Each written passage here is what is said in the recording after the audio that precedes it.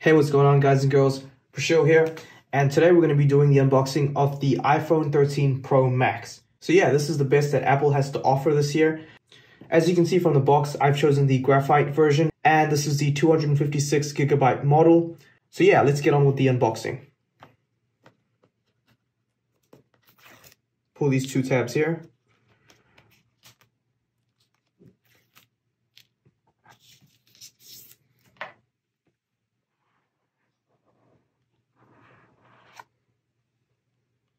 So right off the bat, I just want to say that this graphite color actually exceeded my expectations.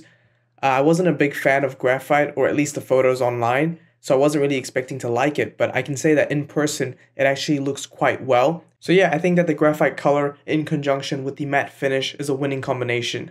And if you were to pick this one, you wouldn't be disappointed. I was expecting it to be a lot more darker and be more reminiscent of a black color, but yeah, no, this is nice. Let's get it out of the box. So yeah, in here you've got the design by Apple in California. You've got this little folder with some stickers, a warranty guide, a quick user setup, as well as your SIM ejector tool. So we'll set that over here. You've got your cable here, and let's get back to the phone. Peel this tab off here. So I really do like the stainless steel bezels, but the problem with that is, as you can probably already tell, it's a fingerprint magnet, as opposed to the back, which has a matte finish. So yeah, I've always found that to be quite interesting with the recent lineup of Apple phones.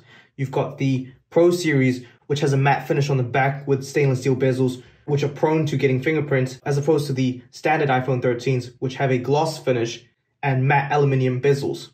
But yeah, that's pretty much the phone. Let's boot it up. All right, so I've pretty much set up the phone. I've done the initial setup, and I gotta say, my first impressions of this device is that it's quite a large phone. I mean, people might actually have trouble using this phone just one-handed. It is quite a large phone. And if I just brought out my iPhone 13 for a quick comparison, the first thing you'll notice is the sheer difference in size. So this is considerably bigger than this phone, not just lengthwise, but also widthwise. So yeah, I found that quite crazy. And turning it to the back, you'll obviously notice the two different finishes. You've got the matte finish on the iPhone 13 Pro lineup and the gloss finish on the standard 13s with different grade bezels. So you've got aluminium on the standard 13 as opposed to stainless steel on the 13 Pro Max. And at the back, you'll obviously notice the difference in the camera system.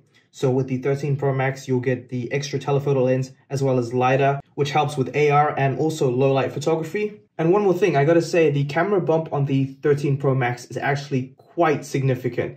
The camera lens itself sticks out quite a bit from the body of the phone. So yeah, I'm hoping a case would be able to resolve this issue, but yeah, it definitely protrudes quite a bit from the chassis of the phone.